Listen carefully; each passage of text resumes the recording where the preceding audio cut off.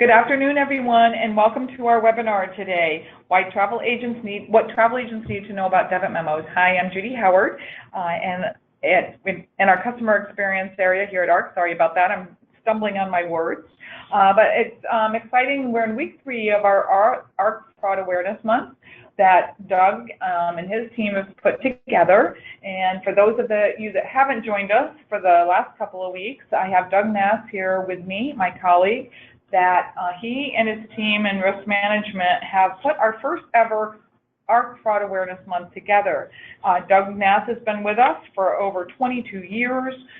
He has spent most of that time in the fraud prevention, fraud awareness area, the risk management. Cornelius is not joining us today, who is the director of that department. And this department's area is really focused on looking at the impact of fraud across both travel agencies and the airline channels, and trying to understand and bring to light those different schemes and things like that for all of you to be aware of on the phone. Today, our session is, like I said, it's what travel agents need to know about debit memos, and our guest speaker here is Paige Blunt. And Paige comes to ARC, she's been with us for over 2.5 years.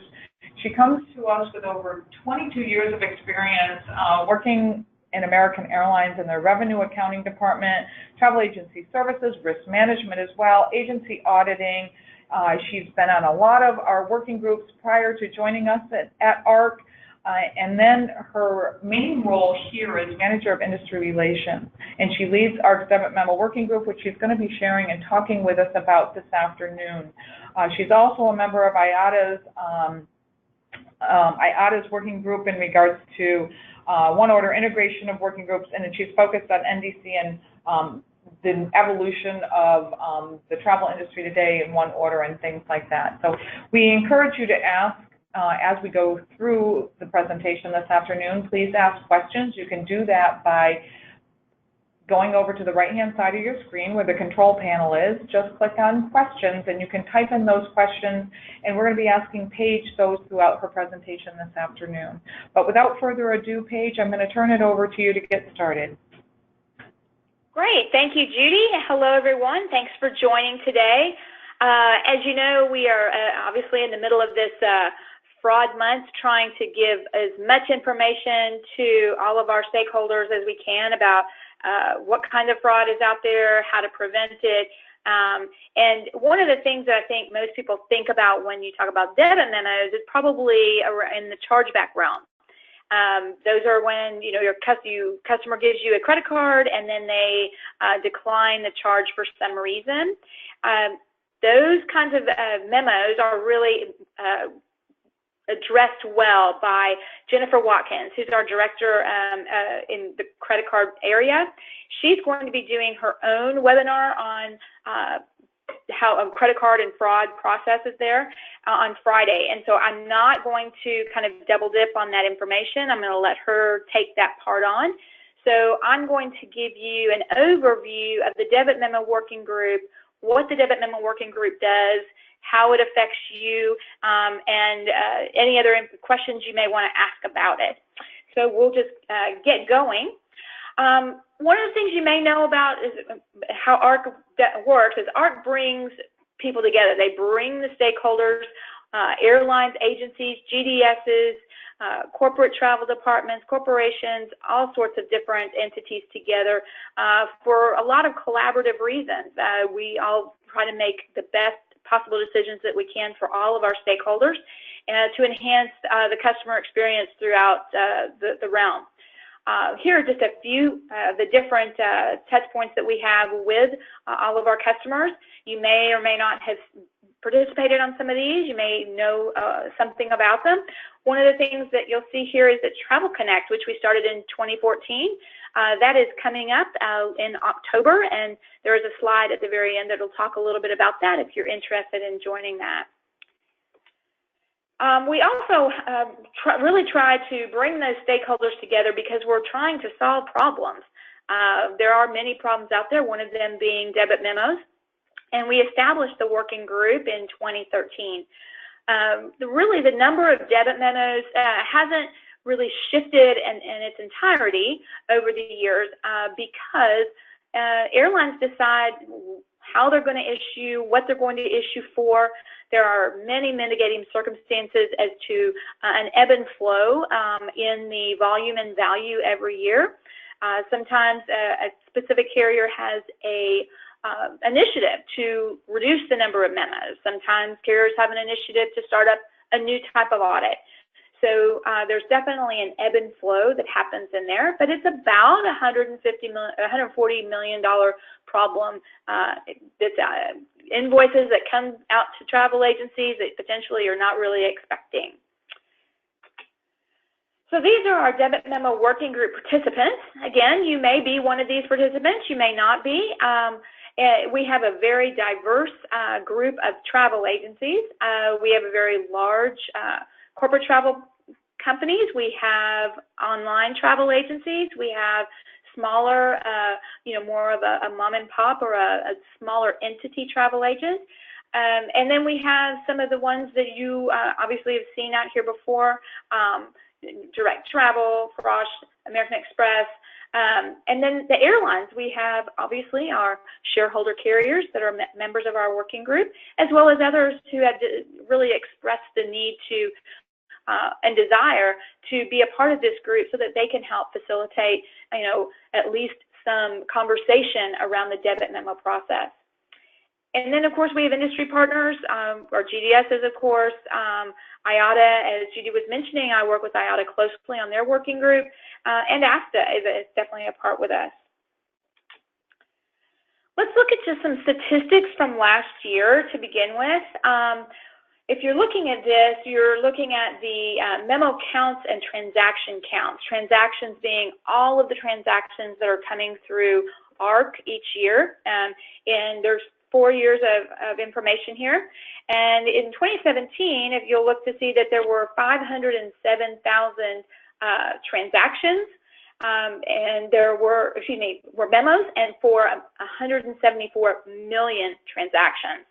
And that equates down here on the bottom to 1 memo being issued for every 344 transactions that are processed through IROC. Those are all the transactions, whether it's a ticket, an EMD, they're all included. The next thing we're going to look at is we're going to look at volume versus value. So in 2017, as we said earlier, there were 507,000 memos issued for a total value of $119 million. Previous year, a little bit higher, 528,000 for $145 million. There are some reasons for this, and we're going to come back to this here in just a minute about the reasons for, again, the ebb and flow of the memo cycle. And this one is only about value. And you see that, again, $119 million in memos were issued for $88 billion in ticket pricing. And so the ticket value, there's $1 of memo is issued for every $741 in transaction value. That's the 2017 number. Again, the higher that ticket value number is in this ratio, the better it is. That means that the fewer memos or fewer dollar value of memos are being issued.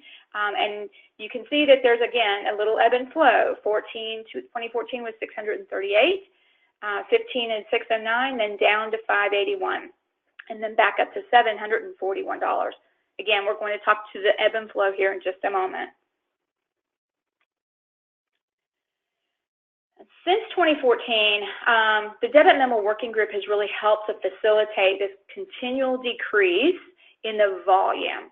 Again, here, the higher the number of transactions compared to the memos is valuable here. So you see first in 2014, it was 1 out of 277, then 299. Now, one of the reasons that this is very prevalent and is actually continuing to increase is because there are different kinds of audits that are being done out there today. Where it used to be that airlines were really focused on fair differences in fare transaction, the high dollar value differences in fare. There are a lot more fees there now too. So the number of audits that are being done are a little bit different than they used to be. There's a lot more automated ticketing, which means a lot of the automated transactions don't actually need a memo because they're done through the system, and the system is not perfect, but pretty consistent. And then you look at the overall decrease in the year-over-year ratio, and the effects here, a lot of this has to do with two things. One can be credit card chargeback when when there is an instance of fraud and there is a high number of transactions with high dollar tickets, that will increase your debit memo value. As well, there are a lot of different price differences these days in between fares. And so the difference between the fare that was ticketed and the next applicable fare, which is how an airline would reprice a fare transaction that was done incorrectly, is a much smaller value. So there are, again, ebbs and flows in these numbers, and based on a carrier's initiative for that particular year, you can see fluctuation, definitely. So looking at the past 2 years, let's look at what we have accomplished and what we've done in the Debit Memo Working Group. In 2016, we had a chargeback subgroup, which is, there are many subgroups under the Debit Memo Working Group prior to 2018, and chargebacks was one of them. They worked on the 3D Secure initiative. They worked on this, were able to secure a flight manifest as a remedy for a chargeback with Visa. We evaluated the ability to have maybe a chargeback system that was incorporated into the Memo Manager tool. It wasn't a real positive outcome for that, but we did review that. Then there was a chargeback panel that talked at Travel Connect in 2016, and we did look at changing the credit card chargeback policy. All of those kinds of things happened in a subgroup forum of the Debit Memo Working Group, and a lot of airlines and a lot of agents that participate in the working group send their more maybe credit card focused team members to these subgroups. So it doesn't necessarily mean that only the person that's on the Debit Memo Working Group would be incorporating their time into the chargeback subgroup. It may be somebody who's a little more hands-on with the chargeback. We also had a fares and taxes subgroup, and they had specific initiatives as well that we went through. One of them was that missing or invalid endorsement, when you thought you were creating your ticket correctly, but the endorsement was never picked up. Sometimes it was agency training. There was a large initiative about understanding taxes and how agents can better ticket utilizing the tax TTBS files that are available to travel agents.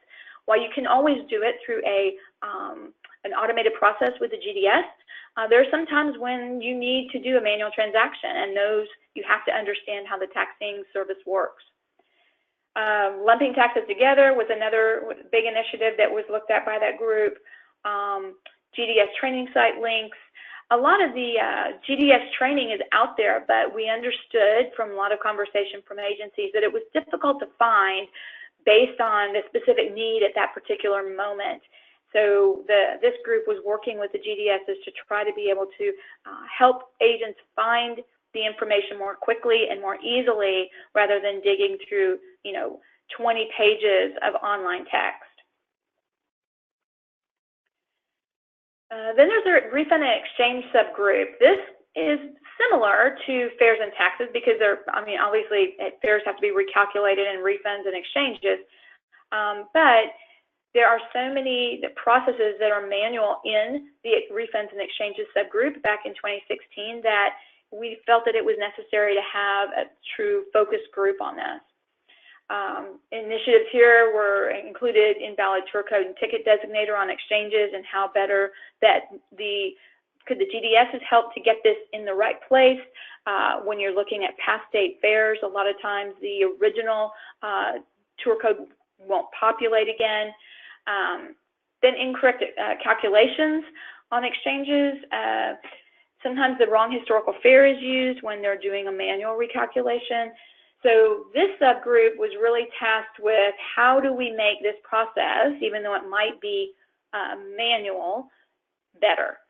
Now, there have been a lot of initiatives that have come along with the GDSs, and the airlines have really stepped up to file a lot of their exchange processing in CAT 31, and that has really helped for the automated exchange tools as well. The refund CAT 33 has now become more popular with the airlines to use for filing. Not all of them are definitely using it, but a lot of these specific things that we're looking at will hopefully start to reduce because of the automated processing that's available today.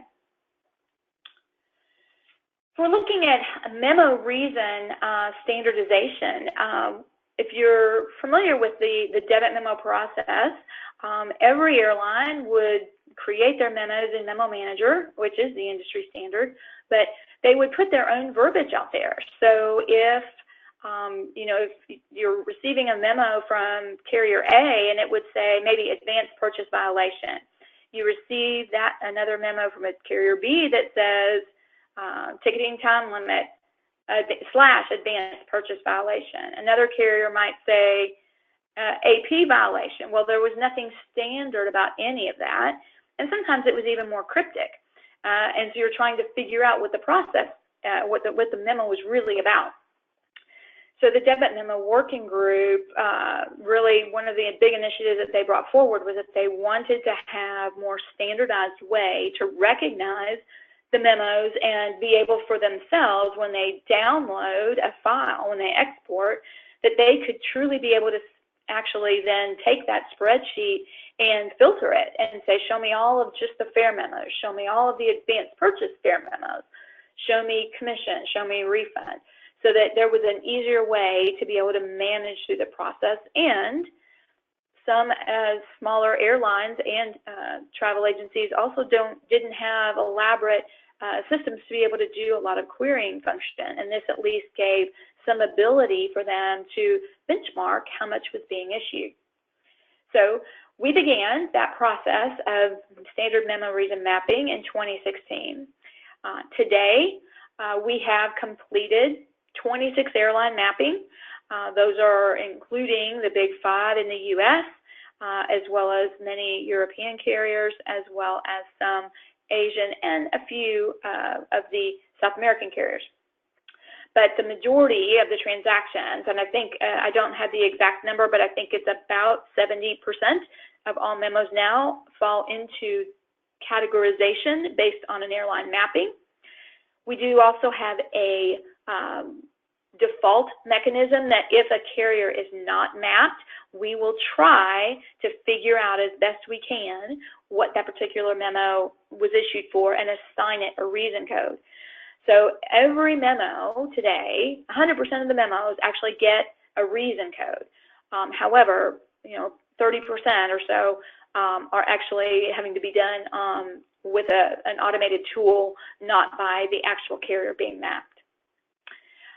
We implemented functionality of these primary and secondary reasons so that you can truly drill down to say, I have a fare memo, and the reason for it was whatever the category is in ATPCO. If date time violation could be, or it was a commission because nothing was in the commission box, or a commission because there was too much taken for the travel, or nothing in the tour code box. So there are some very, very good tools within Memo Manager now to be able to help you identify exactly what the reason is for the memo. Although, look, just caveat that, there are a few carriers today who are still utilizing the C attachment, and that is still a concern, and we are actively pursuing them to try to have that changed. But at the end of the day, it's their business, and we definitely don't tell you how to run your business. We just give you the best practice out there. IATA is also working on this project to map memos in their systems, and what we have really formed a great relationship with them in that if we get an airline mapped and we get the consent from that airline to send the same mapping out to IATA, we will do that. And conversely, they do the same thing.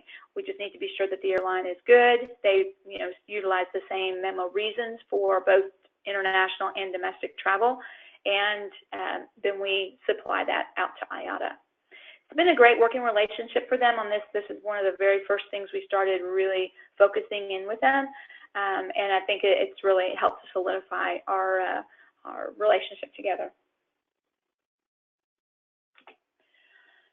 So after that, after the memo standardization was up there and really working, now there was a lot of conversation about, shouldn't we have a set of best practices? Now, as you all are very aware, we are definitely not an entity that mandates rules for travel agencies and airlines regarding debit memos. That is not our intention. It's not our desire. That's not our place to do so.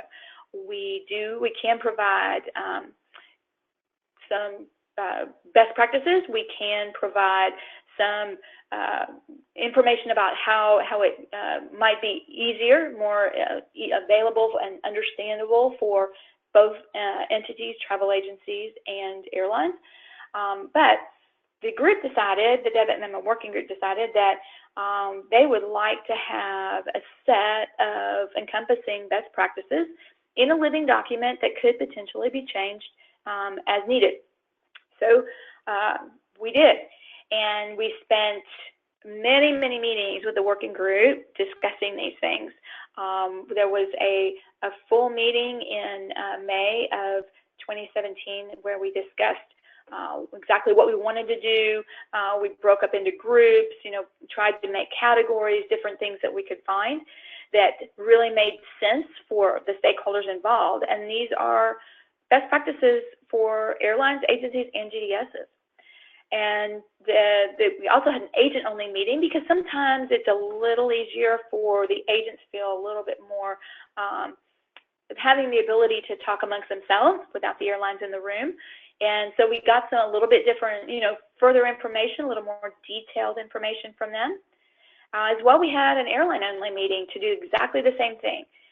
We brought more detail to it. We actually created a couple of other topics that we wanted to include.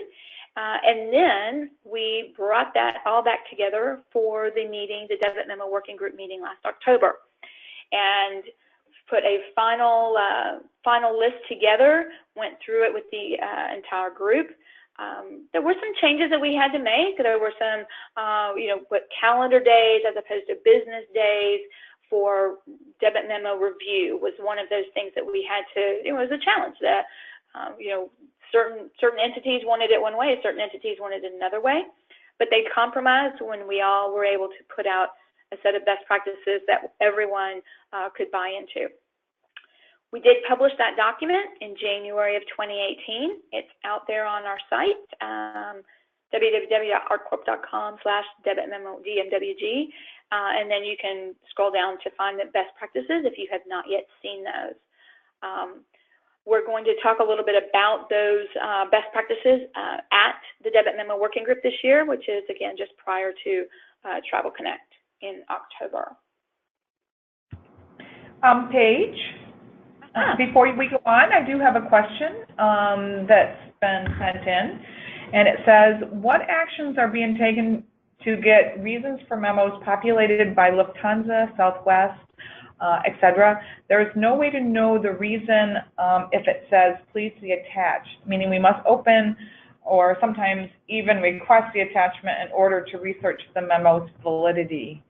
Is there any work being done in that area with those specific airlines to sort of mitigate that? I know that that's definitely a concern for many, not just the one person who mentioned it, but I appreciate the question because it is something that we are definitely talking to those carriers who do see attachment. We've not had a lot of success in making a change because their internal systems cannot manage what they need to do, especially in the case of Lufthansa, because they're working through the BSP, and their process runs with that schema, that messaging schema. It is not the same as, of course, ARC's schema that would send a message into Memo Manager and populate all of the fields. And so therefore, it's not on their direct radar to make a change there. They are aware, from our conversations of the difficulty that agents have in processing those. But one thing I will say is that we have indicated that if they're going to use C attachment exclusively, that they have to have an attachment on every memo. You can't not provide information and then basically start a time clock when the agent then has to go back. So while I can't say that it's 100% they're not 100% compliant. I don't know if they are or they aren't. It sounds like maybe they're not. We have indicated to them, and again, I can't mandate anything. That's not my role at ARC. We have really stressed the fact that they need to apply or offer a reason. And if that's an attachment, then it must be there. So I'm sorry, I don't have a great answer for you. And the same with Southwest. They understand the issue. They are doing their best to make changes to their system to accommodate, but they're not there yet. No, thanks, Paige. Thanks for at least shedding some light on that area, because it does sound like it's a bit of a pain point. There's some other, and there's a couple other questions before we move on. What options do we have when disputed memos are not responded to by the airline? Many times memos go beyond 100 days, and even emailed attempts get no response from the airline, mostly foreign airlines. Any thoughts or any insights on that, Paige? Yeah, I mean, definitely. I hear this a lot, and I'm assuming that when you don't get a response, and the memos go potentially maybe into inactive status, which then is very difficult to do anything with. At least I've heard that from other people.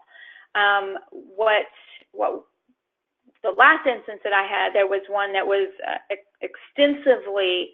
I don't think they had a response for, I would say 6 months, if not a year. And they brought it to my attention, and we had a conversation about their process with the airline, about their process. And hopefully they have made some changes. At least that's what I indicated, was necessary. But if you have if it's, 20 airlines doing the same thing, it's going to be very difficult for us to, try to discuss with each one of them about their process. I can, but what I would prefer is if you could maybe send an email kind of giving me an overview of what that particular issue is, and then we could, see what we can do. I could do a little research, understand the process for that particular airline, and find a way to at least convey the concerns. So I'm happy to do that, and Judy will give the email address later. Right, Judy? I sure will, Paige. Thanks. One more before we continue on. Are airlines required to provide proof of chargeback when they raise a debit memo? No, they're not required to do so. It is a lot easier for an airline to get paid for chargeback if they provide that information up front. But there are many carriers that do not take the time to attach when they issue memos, converse to the other carriers we were just talking about. And so, but you have the ability, you definitely should have the ability to ask for it, but we do not mandate that, no, that they attach the reason and the actual proof, if you want to call it that. Okay, great. We have some more questions, so Paige, I'm going to let you continue, and then we'll get to these as we continue in the presentation. Okay, no problem. Thank you. Now we're going to talk about change in working group structure for 2018. prior to 2018, we did have this a Debit Memo Working Group Steering Committee, and then it was really basically, though, the entire group, right? And then there were subgroups underneath that, as you can see here, that were very, specialized, shall we say.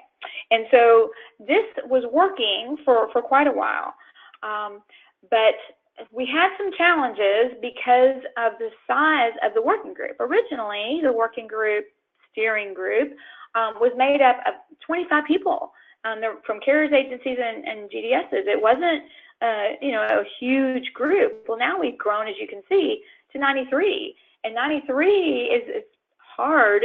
It's hard to work through very technical, detailed issues with 93 people at one time. It just takes a long time because everyone wants to have an opportunity to discuss.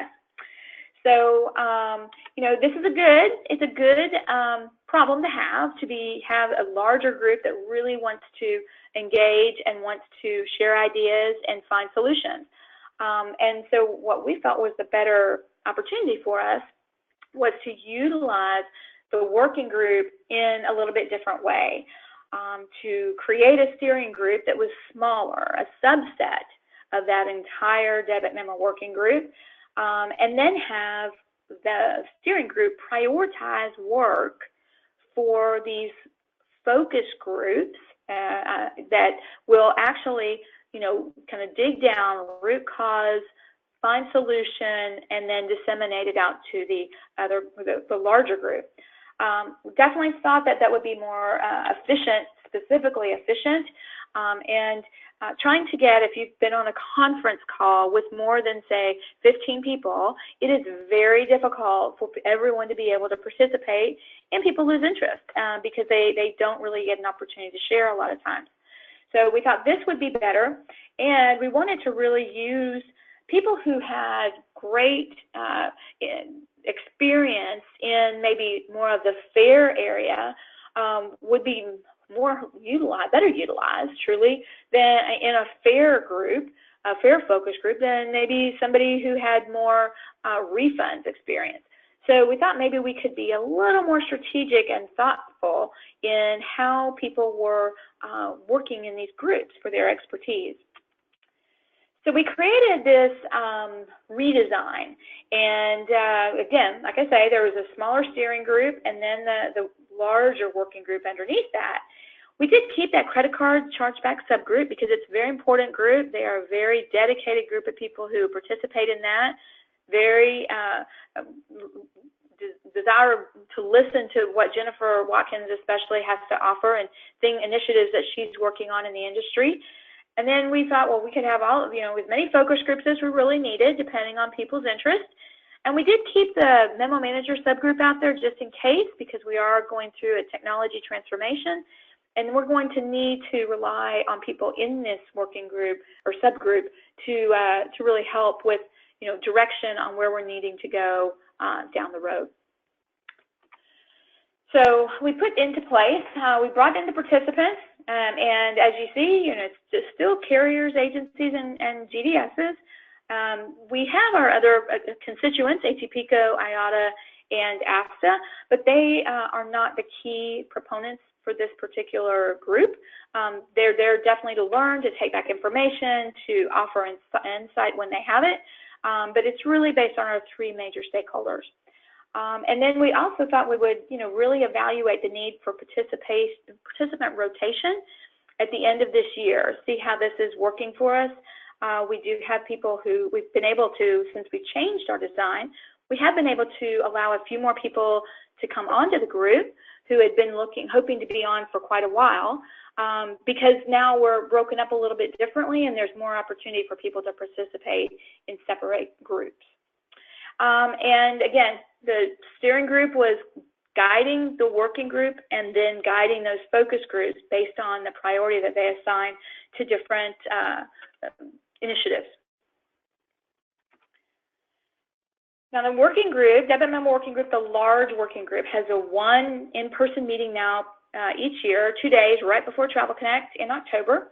And then we also were holding these satellite working groups for an agent-only group and a airline-only group, because it really worked well the first time around, and I thought this would definitely be a benefit for us to keep employing that, let's have a conversation amongst our peers and bring back to the larger group. And the GDSs, we do work with them individually as well as a group, but we do theirs on conference call because they are really spread out. There are people who are in Montevideo, there are people who are in Miami, there are people in Colorado, so we do that one with conference call. And then the focus groups, we're really working on trying to do those via conference call, although we are planning a face-to-face meeting in November for one of the focus groups we have, excuse me, because it's an issue that really is propelling itself to have a face-to-face meeting. Oh, sorry. I'm sorry, there's a little technical issue here.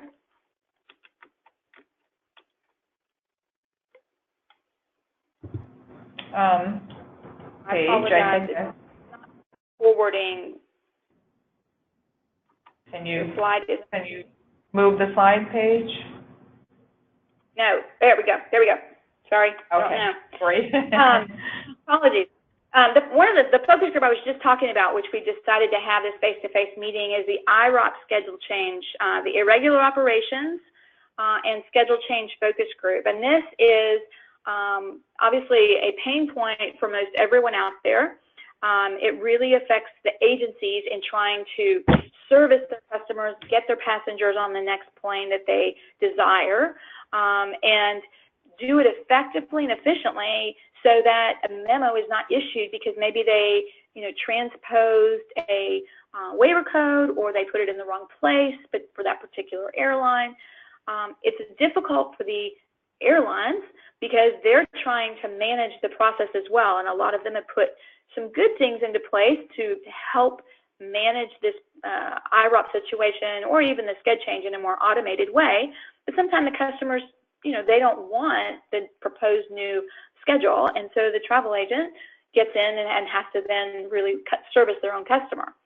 As well, it's difficult for the customers because there have been cases where their changes have been made on the back end by the travel agent or the airline, and they get to the gate or to the airport, and their changes really hadn't been made. So we've seen problems with the customer experience from all three customer bases.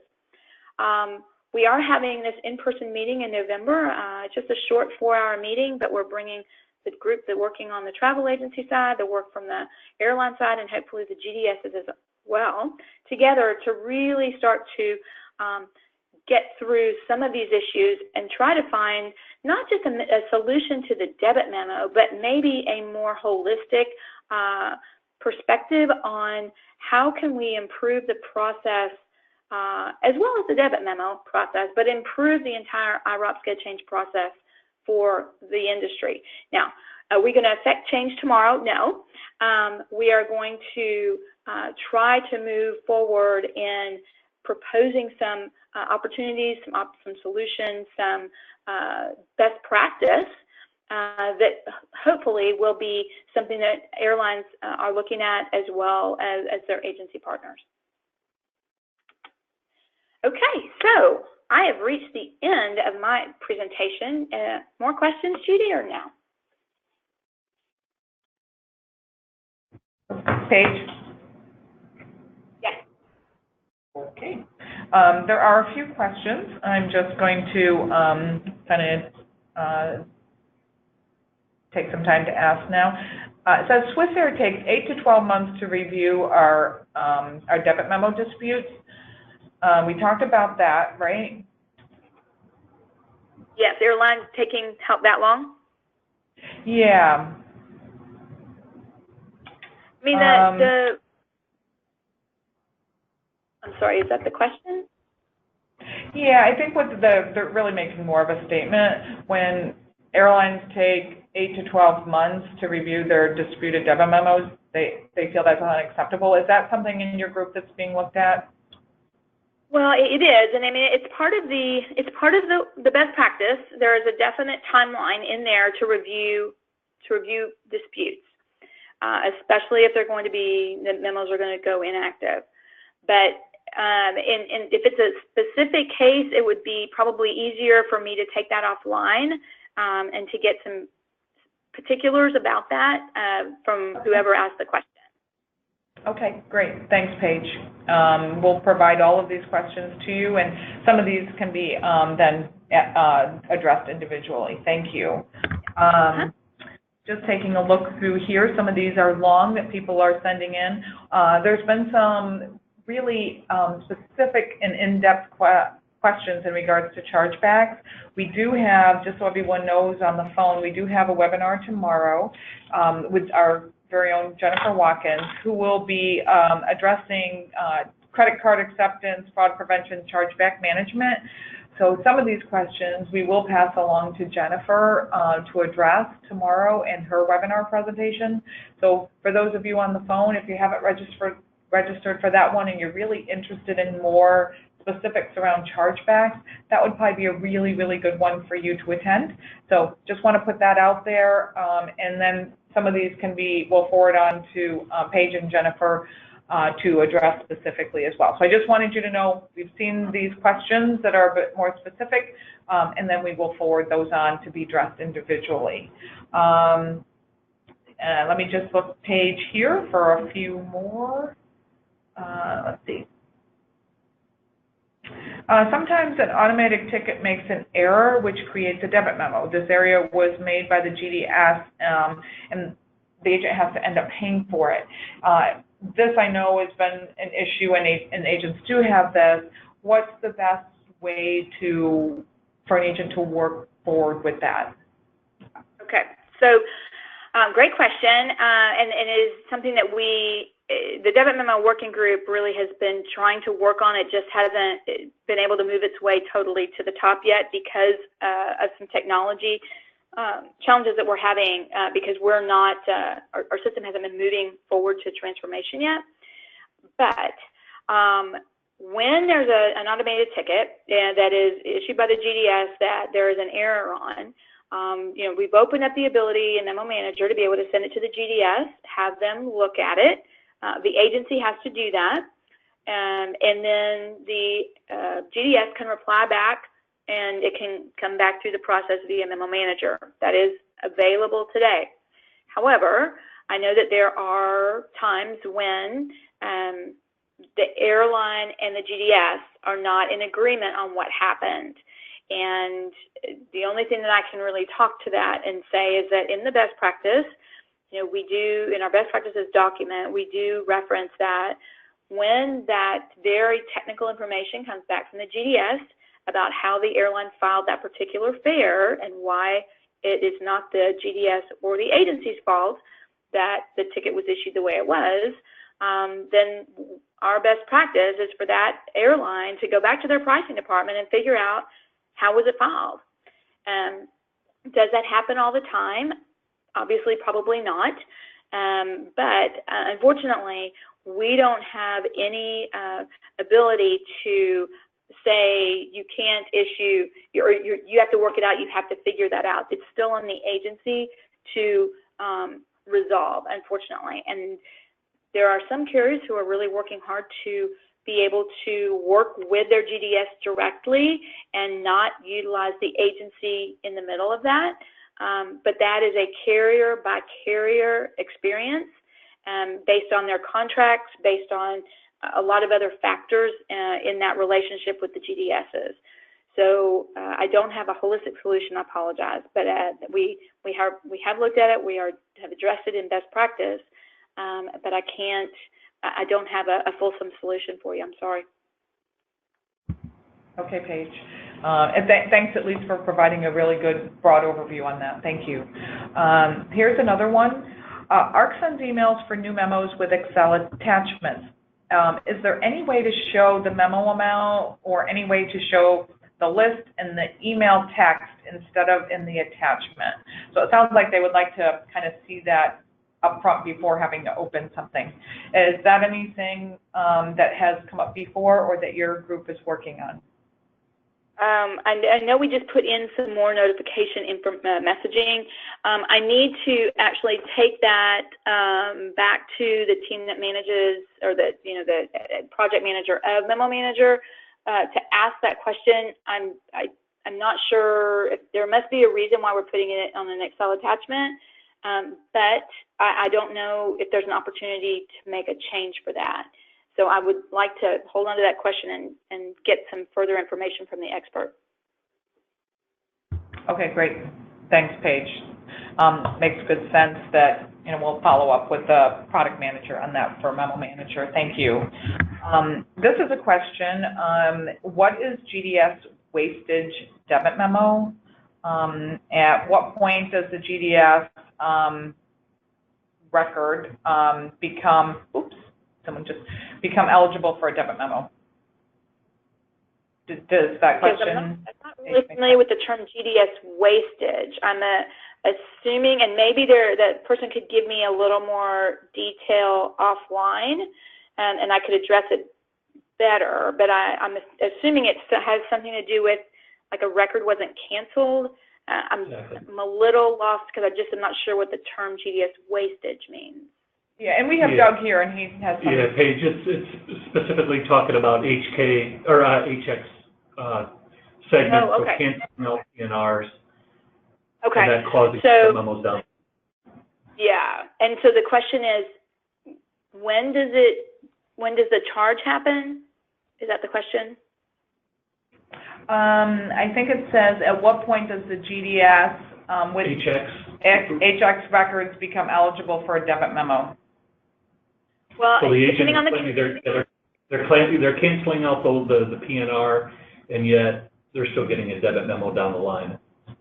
Okay, because they're not actually canceling the segment. Because what happens is, the reason that agencies get debited for these is because the airline gets charged for the segments that aren't canceled. That's why the agency gets charged.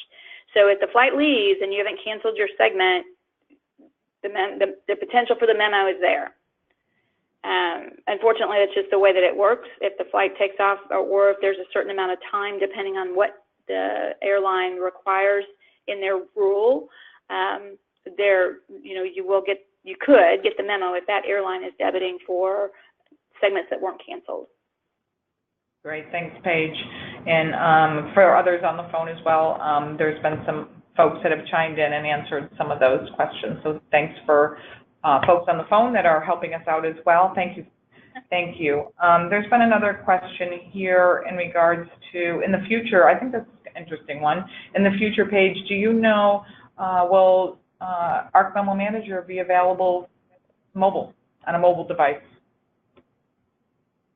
Great question. I don't know that I have been asked about Memo Manager being mobile. I can tell you that on today's platform, it couldn't happen. But with transformation, which are our technology transformation that ARC is going through, possible. I can't say for sure because, again, it's the first time I've been asked about a mobile opportunity for Memo Manager. So definitely I'll bring it up with the project manager, and, at least we can get it on the potential, let's look at this list when it's our turn to go through transformation. Thank you. Yeah, no, I think that was a good question too. Thanks, Paige, for that.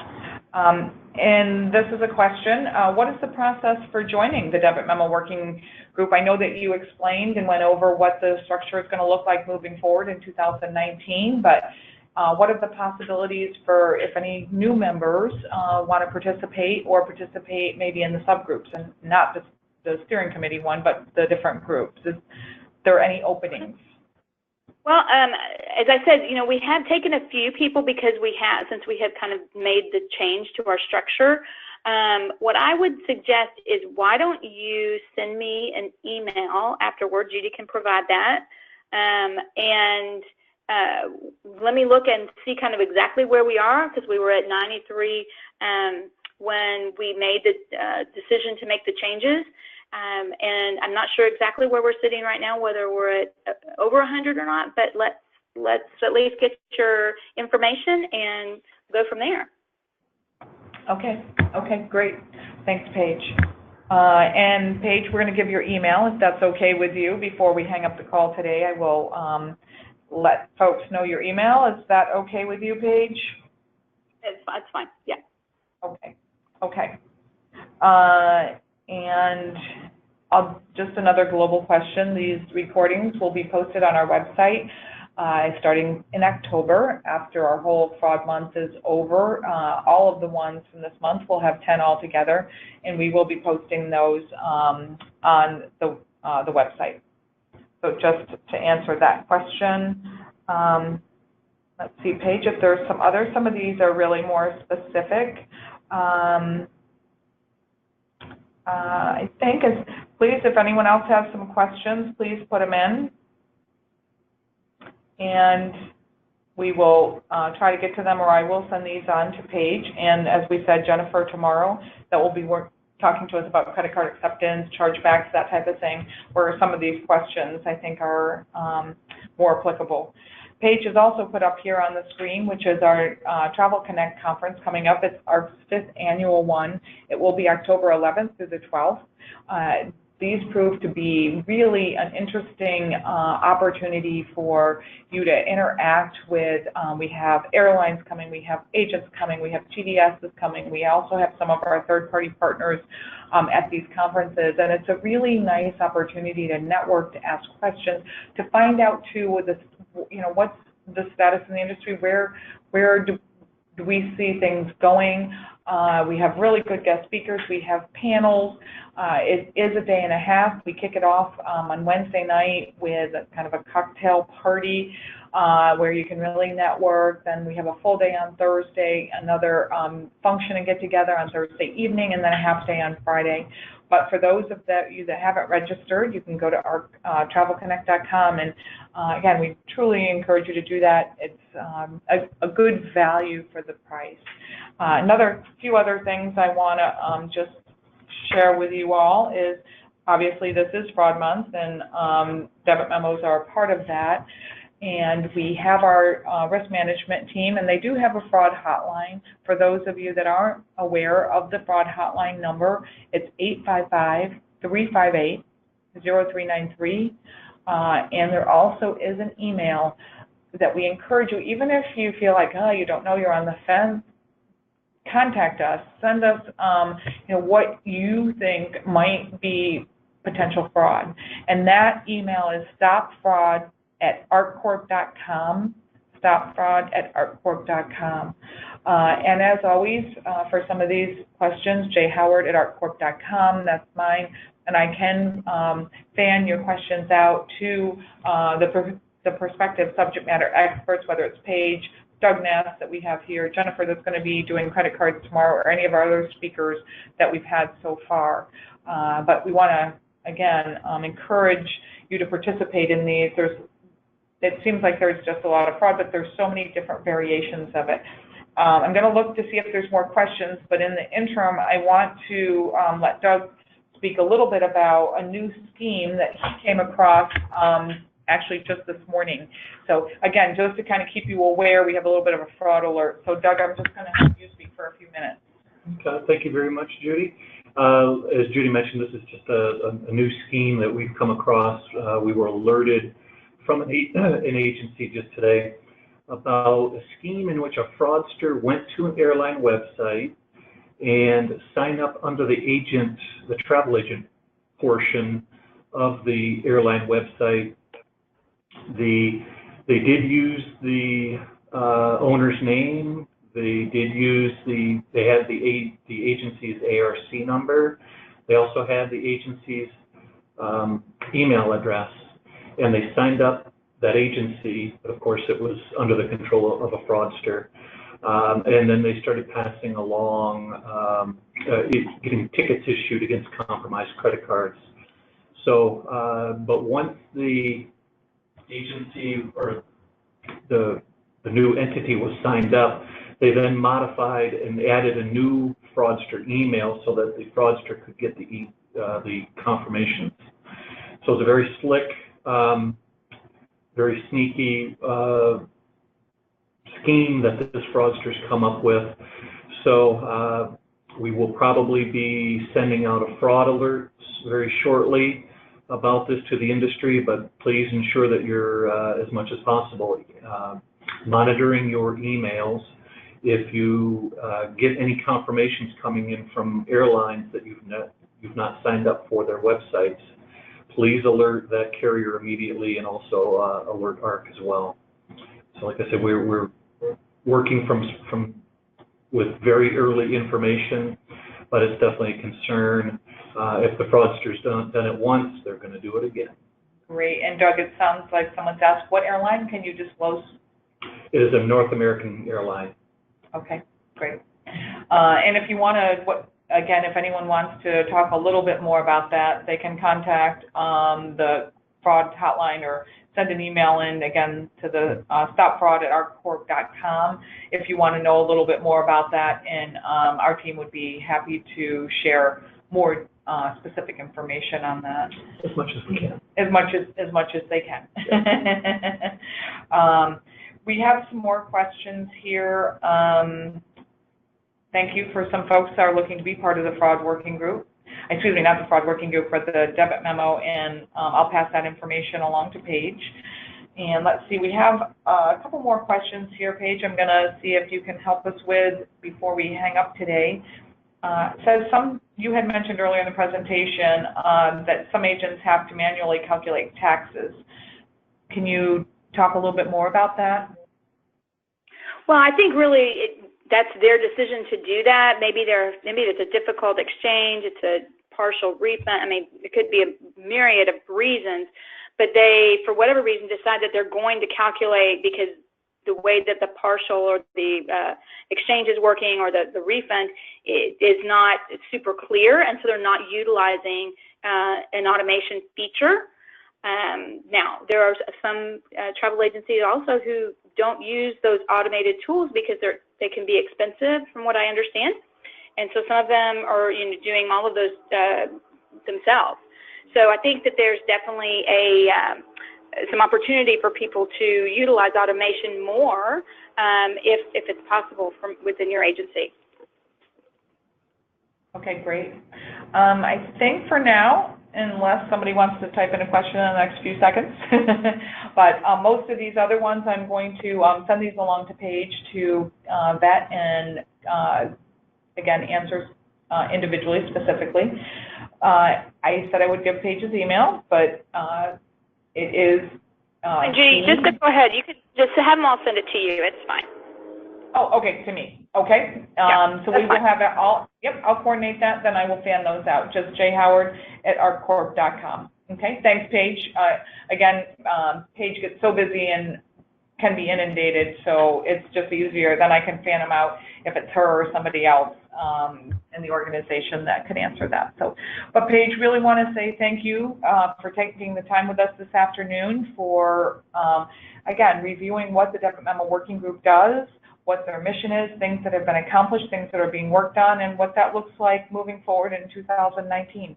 It's played a great role, and it's nice to have that collaborative effort from everyone in, from the airlines and the agents and GDSs and that. So it's been a great group that you've put together, and you guys have done a lot. So we just want to say thank you very much. And Doug, want to say thank you.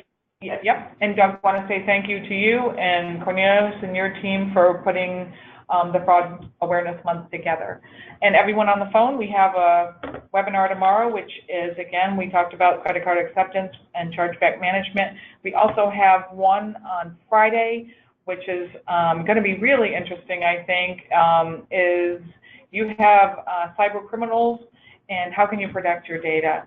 That's a really good one. That's going to be given by our security, our managing director of security, and he's got lots of interesting things to share. So please join us. You can get to all these by ArcCorp events. And so we hope you sign up and hope you'll join us on future ones. Okay. Again, thank you very much, Paige. Thanks, Doug, and thank you everyone for taking the time to share with us on the phone this afternoon.